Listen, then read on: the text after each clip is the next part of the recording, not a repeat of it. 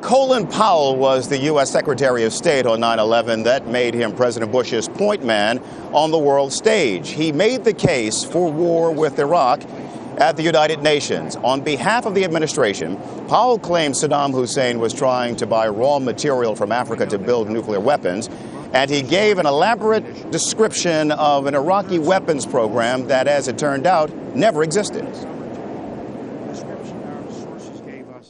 Ambition and hatred are enough to bring Iraq and al-Qaeda together, enough so al-Qaeda could learn how to build more sophisticated bombs and learn how to forge documents, and enough so that al-Qaeda could turn to Iraq for help in acquiring expertise on weapons of mass destruction.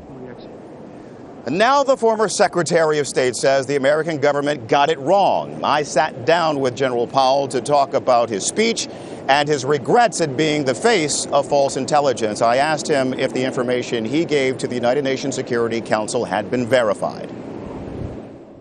Of course I do.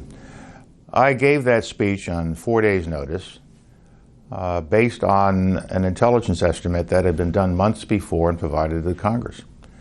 And every word in that speech was gone over by the Director of Central Intelligence and his Deputy Director and all of their experts. And up till 2 o'clock in the morning of that day, they verified everything that was in that speech. So it was nothing that I made up. It was nothing that I stuck in there. And in fact, some people tried to stick extra things in there that the intelligence community wouldn't verify with multi-sourcing. And I said no.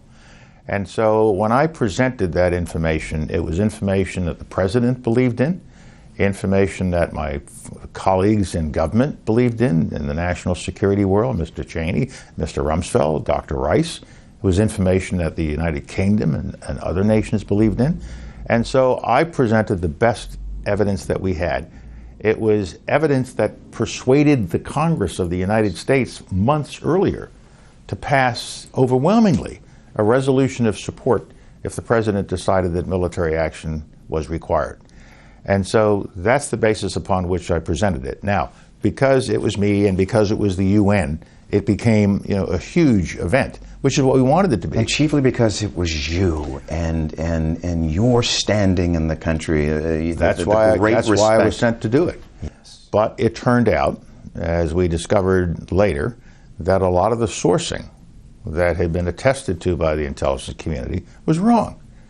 Imagine how I felt the day that they finally came in and said to me, well, we don't have 4 independent sources for that biological warfare van. It's one guy, and he's loopy, and he's in a German jail, and we've never talked to him.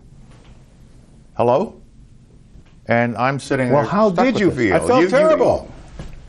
And 6 months later, the intelligence community is still standing behind their original judgments, even though nothing has been found. I understood the consequences of that failure, and as I've said on many occasions, I deeply regret that the information, some of the information, not all of it, some of the information I presented, which was multi-source, was wrong. And it is a blot on my record. But, there's nothing I can do to change that blot. All I can say is I gave it the best analysis that I could of all of the information that was there. But we have to remember, it came from a national intelligence estimate, agreed to by the intelligence community. There may have been 1 or 2 dissents, and when there was a dissent, I included that. The aluminum tubes, thought they were for centrifuges, but I noted in my presentation there are other points of view about that. And so within the State Department, within your intelligence services in the State Department? Within our intelligence services, the Department of Energy had a different view.